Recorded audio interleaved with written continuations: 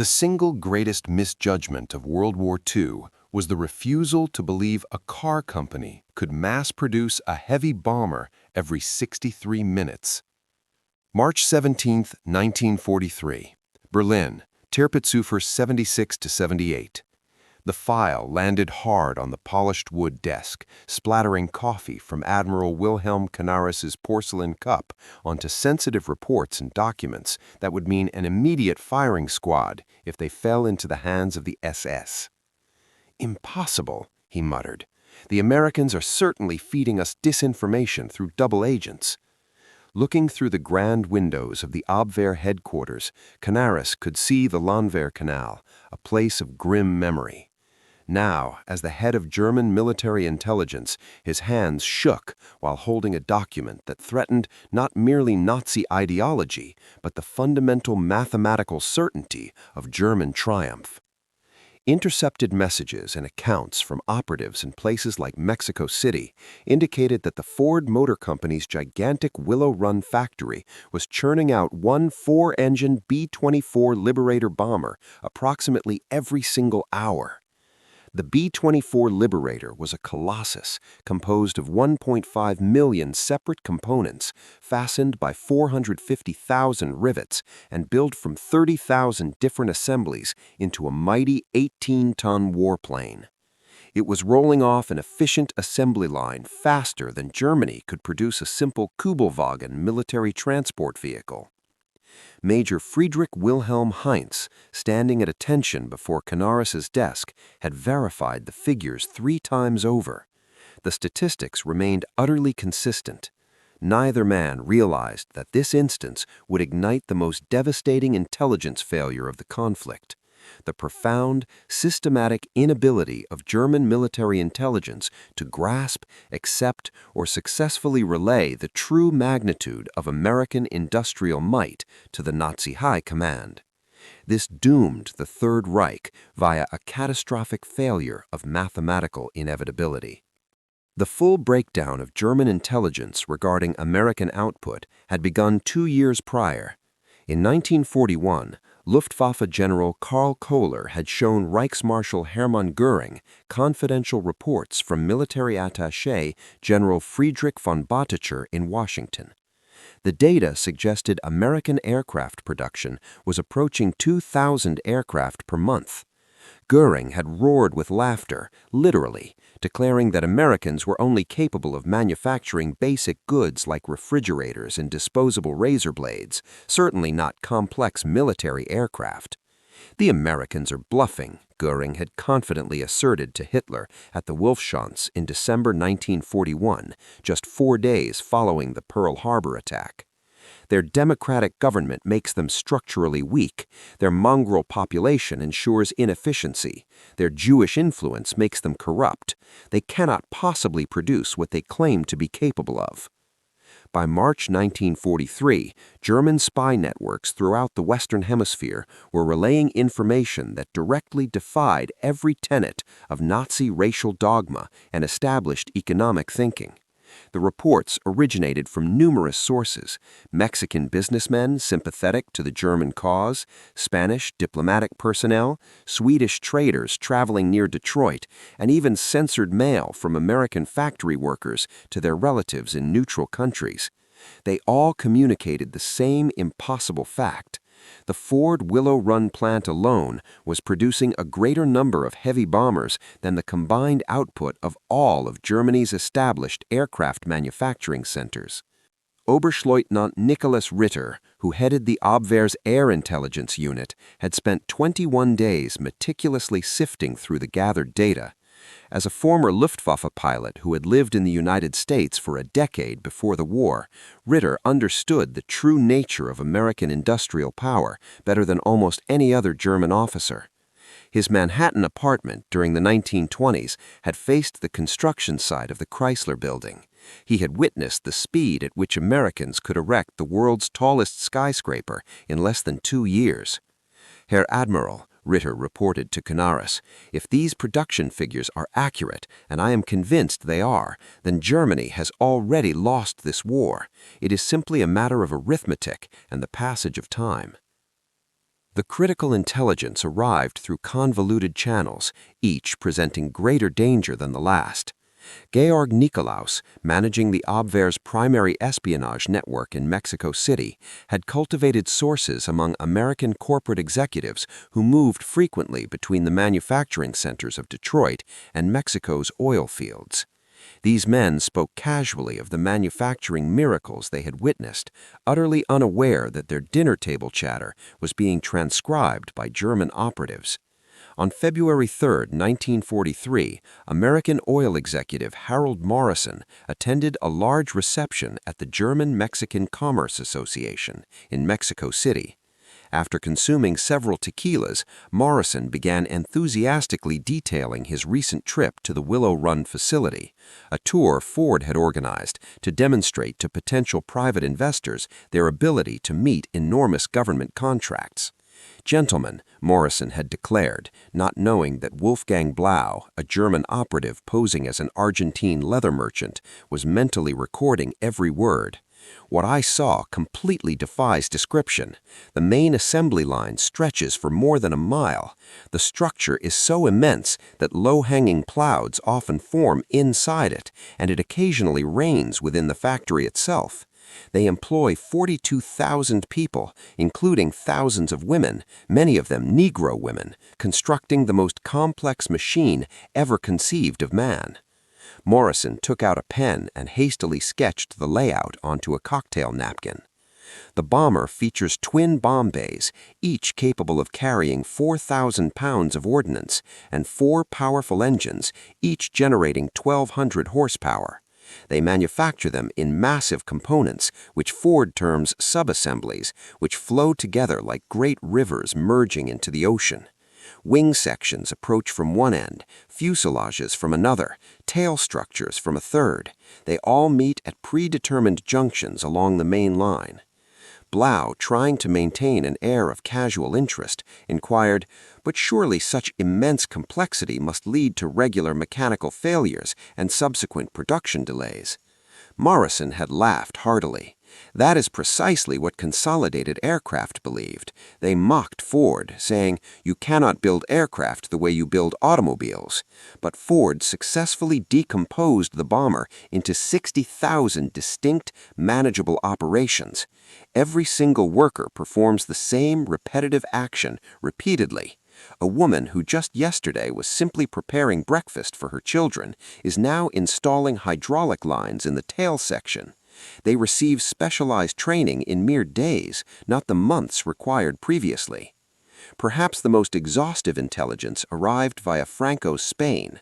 Colonel José Ungría, the Spanish military attaché stationed in Washington, maintained close professional relations with key American aircraft manufacturers, while secretly supplying Germany with critical intelligence in exchange for essential tungsten shipments crucial for Spanish industry.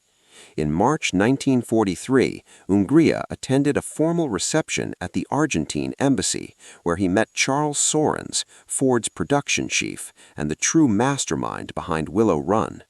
Sorens, believing he was speaking with a delegate from a genuinely neutral nation that might purchase surplus aircraft following the war, spoke freely about the plant's impressive capacity. "Colonel," Sorens boasted, completely unaware that his every word would reach Berlin in less than 2 weeks, "when I first inspected Consolidated San Diego plant in 1940, they were constructing B-24s out in the open air, each one slightly different from the last, requiring 180,000 man-hours per plane.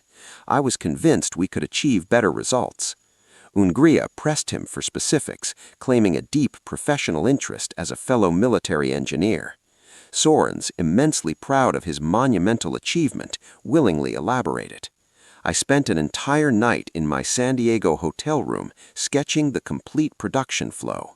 We would manufacture bombers exactly as we manufacture cars, not by having hundreds of workers constantly swarm around a static aircraft, but by having the massive airframe continuously move past stationary specialized workers. Each person would execute one specific task repeatedly, achieving perfection and speed through sheer repetition." The Spaniard inquired about the immense labor force challenges posed by such a massive, complex operation. We constructed a comprehensive apprentice school that trains 8,000 new workers every week. Women now make up 40% of our entire workforce. They are actually superior at fine detail work, possessing smaller hands for cramped areas and greater patience for the repetitive tasks. We have Negro workers successfully operating highly sophisticated precision machinery. We have boys as young as 16 managing complex supply logistics. Colonel, the essence of democracy means utilizing every single available human resource to its maximum potential. Through confidential Swedish, Argentine, Japanese, and Turkish channels, German intelligence continued to receive consistent, corroborating reports verifying the astounding Willow Run production rates. Swedish engineer Erik Lundberg visited the factory in March 1943 and filed a report stating the entire operation proceeds with a chilling efficiency that defies typical European comprehension. They employ 1,600 highly specialized machine tools, many custom designed for a single operation.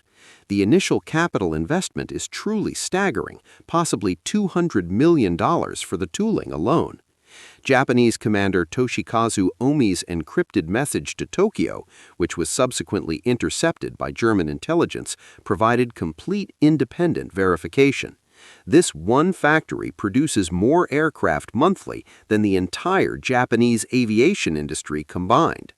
By April 1943, German intelligence had meticulously compiled comprehensive data from 17 entirely independent sources, all confirming the astonishing production rate. The combined figures were simply unbelievable. Willow Run alone was producing 650 B-24s every month during its peak, with the total American B-24 output exceeding 1,400 per month across all manufacturers. Desperate to gain irrefutable ground truth, Canaris authorized the highly controversial Operation Pastorius, which involved the covert insertion of saboteurs into the United States via U-boat. George John Dash, the designated leader of one of the two four-man teams, had resided in America for 2 decades before returning to Germany in 1939. His secret directives from Canaris specifically ordered him to gather firm intelligence on aircraft production before attempting any sabotage operations. In the early morning hours of June 13, 1942, Dash's team landed near Amagansett, Long Island, having successfully come ashore from U-202 just after midnight. Within days, tortured by the gravity of his mission and the knowledge he already possessed about American capacity, Dash surrendered to the FBI. During his subsequent interrogation, Dash disclosed a fact that completely astonished his American captors. Canaris himself explicitly told me that Berlin utterly refuses to believe your production statistics, Dash explained. They believe Willow Run is nothing but propaganda. He urgently wanted photographs, precise employee counts, shipping manifests, concrete proof that would finally compel Göring to accept the absolute reality. FBI Special Agent Charles Landman asked, completely incredulously, "They actually don't believe we are producing 1 bomber per hour?" Dash responded with a bitter laugh. "Agent Landman, I lived here for 20 years. I personally saw your enormous automobile factories. I tried to explain to them if Ford could produce a car every minute before the war, they could certainly produce a large bomber every hour during it. They immediately accused me of defeatism." On April 20, 1943, which was Hitler's 54th birthday, Canaris personally presented the entire intelligence file to Göring at Karrenhall, the Reichsmarshal's obscenely ostentatious hunting estate north of Berlin. The meeting would become infamous among the German intelligence community for Göring's absolute wholesale rejection of reality. Canaris had brought extensive photographic evidence, several intercepted documents, and detailed reports from dozens of sources. He spread the evidence across Göring's massive oak table, like a card dealer revealing a hand that guarantees the game is lost. Herr Reichsmarschall, Canaris began, speaking with deliberate caution, we now have confirmation from 17 entirely independent sources. The Ford Willow Run facility is producing one B-24 Liberator every single hour at peak output. They have successfully maintained this impressive rate consistently since January. Göring, who was easily tipping the scales at over 280 pounds by this stage of the conflict, picked up one of the photographs depicting the vast assembly line stretching seemingly forever into the distance. Canaris, Göring said with profound contempt, do you honestly take me for a fool? These are obviously simple wooden mock-ups, just props designed for American propaganda. The Americans want us to believe they can manufacture aircraft as if there were sausages. This Willow Run factory probably produces 50 bombers every month at the absolute most. Canaris then pulled out another document, an intercepted manifest from the Pennsylvania Railroad detailing colossal aluminum shipments. Herr Reichsmarschall, they are consuming 16 million pounds of aluminum monthly at this single factory. That figure alone is greater than our entire national monthly production. Göring laughed harshly again. Then where in heaven's name are they acquiring this aluminum? From their Negro workers? From their women riveters? Canaris, you have been thoroughly duped by American propaganda. The tragedy was not that we lacked intelligence. We were drowning in it. A week later, Canaris was officially summoned to the Wolfschatz to personally brief Hitler. The meeting included Generals Jodl and Keitel and the Minister of Propaganda, Joseph Goebbels. Hitler, who was intently studying his strategic maps of the Eastern Front, where the Wehrmacht was actively preparing for Operation Citadel, the Great Battle of Kursk, listened with palpable impatience as Canaris laid out the intelligence. Mein Führer, Canaris stated, fully aware he was jeopardizing his life, if the Americans are indeed producing 1,400 B-24s every month, plus an equal number of B-17s, plus their fighter aircraft output, plus Britain's production, the aerial bombardment of the Reich will soon completely overwhelm our defensive capabilities. Hitler's reply was utterly characteristic of his denial. Admiral, the Americans possess only the capacity for mass production of simple consumer goods, things like automobiles and refrigerators. But a modern bomber is not a simple car. It requires immense precision, deep skill, and total dedication. Considering it required us 6 years to fully prepare for war, their claim to have achieved this monumental feat in just 16 months is impossible. General Jodl studied Canaris's figures and performed a calculation. Even if we were to accept just 1/4 of these stated figures, the figures are entirely false, Hitler interrupted him. The Americans entered this war in December 1941. Building this miracle factory and achieving this production rate in such a short frame time is completely impossible. Unbeknownst to the Nazi High Command, Canaris had secretly acquired film footage of Willow Run in full operation through American intelligence contacts located in Switzerland. The film, which was covertly smuggled in a Spanish diplomatic pouch, showed 5 minutes of the assembly line operating at its maximum speed. Canaris and his deputy, Hans Oster, watched the short film in a heavily locked room inside Abwehr headquarters. The camera systematically traveled the full length of the mile-long assembly line. B-24s in every imaginable stage of construction moved steadily past them. Workers, men, women, black and white, performed their specific tasks with mechanical, repeated precision. A large clock, visible in multiple shots, confirmed the precise timing. "My God," Oster whispered, utterly stunned. "It's actually true." Canaris immediately inserated the film with his cigarette lighter, watching the celluloid curl and vanish. "We cannot possibly show them this," he explained. "They would instantly accuse us of fabricating the footage, or worse, being traitors and defeatists." In November 1943, German intelligence secured aerial photographs of Willow Run taken by a Spanish diplomat. Photoanalysts spent weeks rigorously studying the images. Their firm conclusions: the enormous parking lots contained approximately 12,000 automobiles, which conclusively indicated 3-shift operations. Completed B-24s were clearly visible at the adjacent airfield, 47 aircraft ready for immediate delivery. The assembly line was visible through the skylights, with aircraft perfectly spaced exactly as reported. Rail sidings showed dozens of freight cars constantly delivering raw materials. Head of Photo Interpretation Wennard wrote, "Photographic evidence completely confirms all human intelligence. The production rate appears accurate. We recommend an immediate, comprehensive strategic reassessment." Göring, shown the photographs, contemptuously dismissed them as clever American photographic manipulation, likely utilizing highly detailed scale models. Dr. Albert Speer, Hitler's armaments minister and the single Nazi leader with a genuine understanding of modern industrial production, secretly gained access to the American intelligence files. His diary entry for May 15, 1943, recovered after the war, reveals his complete despair.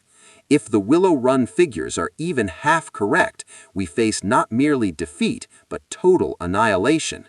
They are producing more aircraft in a single month than we manage in an entire year. But I cannot utter this truth aloud. To do so would certainly be my death warrant. Dr. Otto Ohlendorf, the head of the SD Inland and a professional trained economist, meticulously analyzed the vast American economic data. His stark report to Himmler in December 1943 was profoundly clear. The Ford Motor Company's peacetime production in 1941 was 1.1 million vehicles. They have successfully converted this colossal capacity to bomber production. Based on current rates, by June 1944, the Americans will have manufactured a sufficient number. On Christmas Eve 1943, Canaris received the latest intelligence detailing American production projections for the coming year, 1944.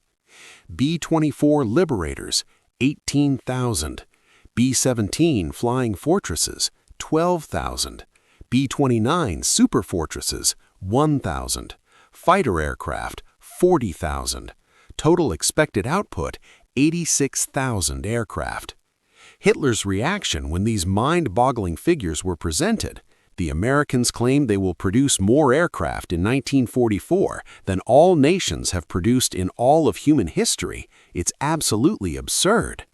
By February 1944, Canaris was officially removed from his key position, suspected of treasonous defeatism.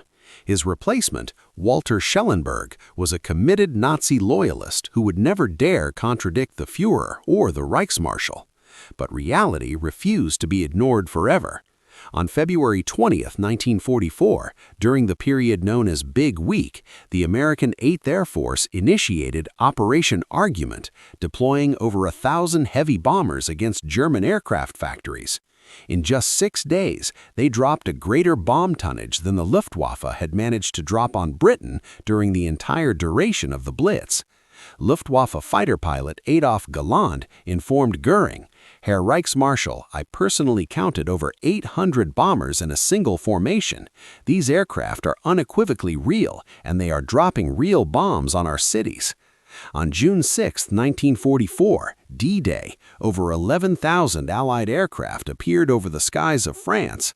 The Luftwaffe was only able to muster fewer than 300 fighters in response. Field Marshal Hugo Sperle dispatched a desperate message to Berlin. "The enemy's total aerial superiority is absolute and total. Our intelligence was correct all along. We were deceived not by the Americans, but purely by ourselves." By April 1944, Willow Run had attained its absolute peak output. That specific month, employees working 2 9-hour shifts 6 days a week produced 453 airplanes in 468 hours, a sustained production rate equal to 1 fully completed B-24 Liberator every 63 minutes.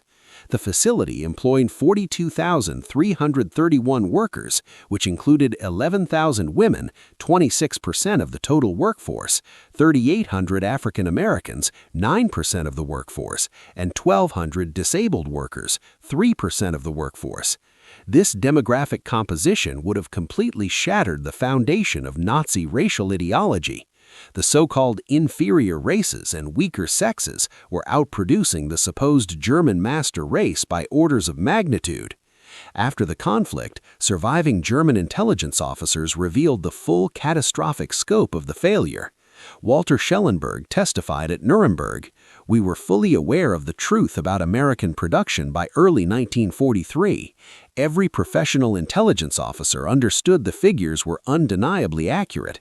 However, to report this specific truth was to risk immediate execution for defeatism." Hans Bernd Gisevius wrote in his personal memoirs, "The profound tragedy was not that we lacked accurate intelligence regarding American production. We were literally drowning in it. The tragedy was that our highest leadership absolutely refused to believe it because it fundamentally contradicted their cherished racial ideology." The German intelligence personnel who diligently tried to communicate the truth paid the ultimate price. Admiral Wilhelm Canaris was executed on April 9, 1945, at Flossenburg concentration camp. Hans Oster was executed on April 9, 1945, also at Flossenburg concentration camp. Alexis von Rahn was executed in October 1944 for his involvement in the July 20th plot. Hans Bernd Gisevius escaped to Switzerland and successfully survived the war. The United States Strategic Bombing Survey officially confirmed the details German intelligence had reported.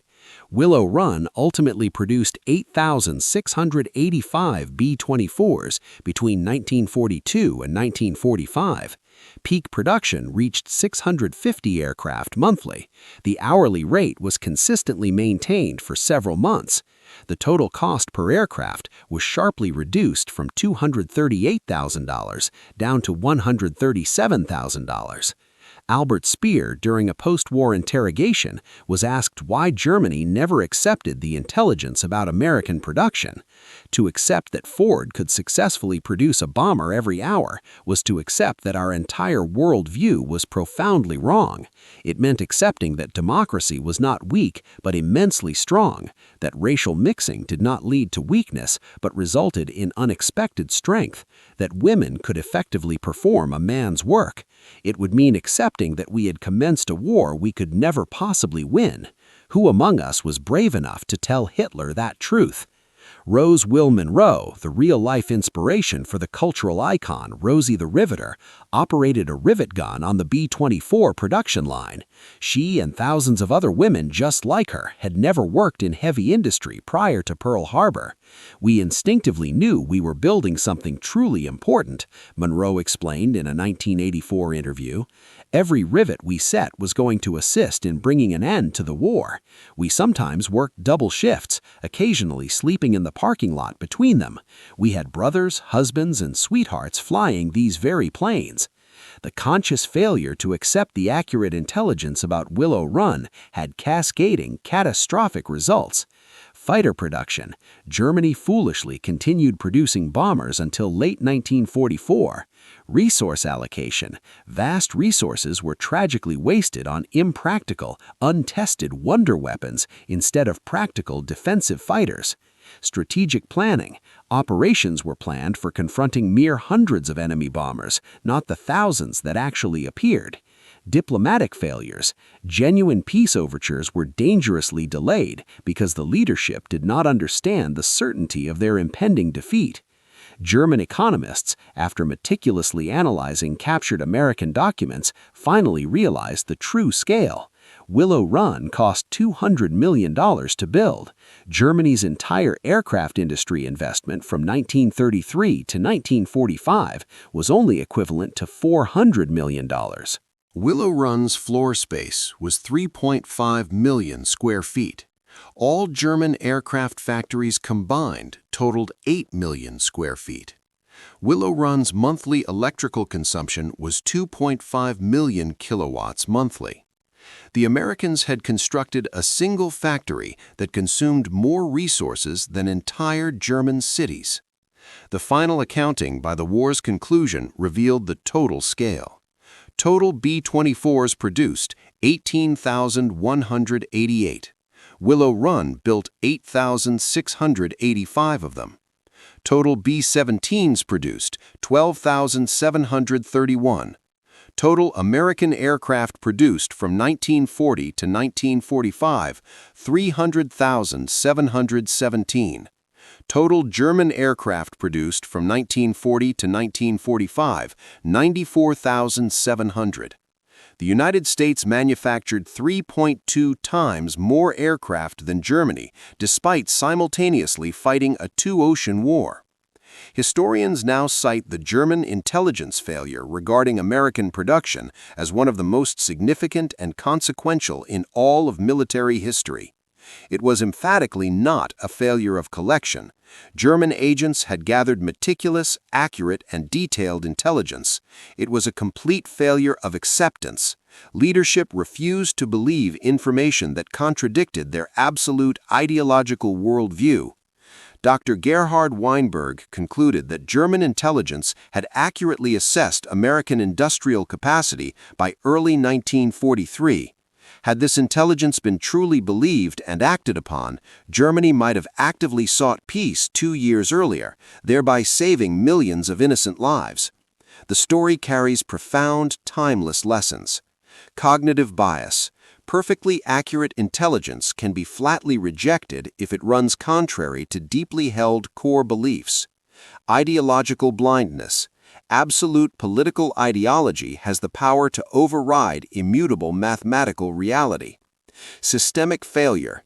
Intelligence systems that actively punish the bearer of unwelcome truth will inevitably receive comfortable lies instead. Fatal miscalculation. Catastrophically underestimating your opponent invariably leads to ruinous, catastrophic errors. At the 1985 dedication ceremony of the Yankee Air Museum at Willow Run, former Rosie the Riveter Rose Will Monroe met former Luftwaffe pilot Hans Rudel. Rudel politely inquired, "How on earth did you build so many of those aircraft so very quickly?" Monroe simply answered, "Honey, we simply reported to work every day and did our job. Nothing complex, just punch in, build the bombers, and punch out." Democracy, you see, is not complicated. It's merely free people doing their absolute best. Rudel responded, "We were told that democracy made you weak, that your diversity made you inefficient. We were told vicious lies, and those lies ended up killing millions."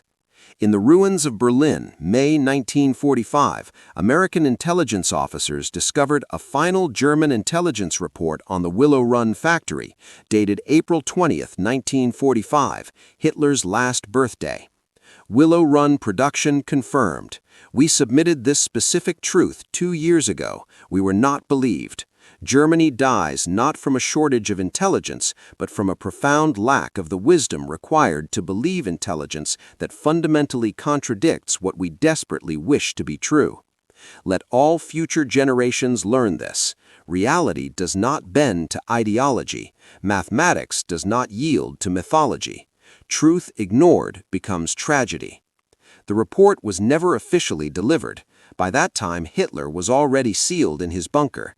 The 1,000-year Reich had only days remaining, and thousands of American bombers, many constructed at Willow Run, delivered the final argument German intelligence had struggled to make for 2 long years. The clear verdict of history remains unchanged. German intelligence was exceptionally professional. German intelligence acceptance was catastrophic. Within that complete failure to accept uncomfortable truths lies a profound warning for all nations. Reality simply does not care what you choose to believe. Those who willfully deny reality in favor of comforting ideology will ultimately be destroyed by it. Willow Run built more than just bombers. It successfully built proof that democracy ultimately works, that diversity strengthens, and that freedom is profoundly productive. German spies accurately counted them all. German leaders believed none of it, and that lethal disbelief killed the Third Reich as certainly as any bomb.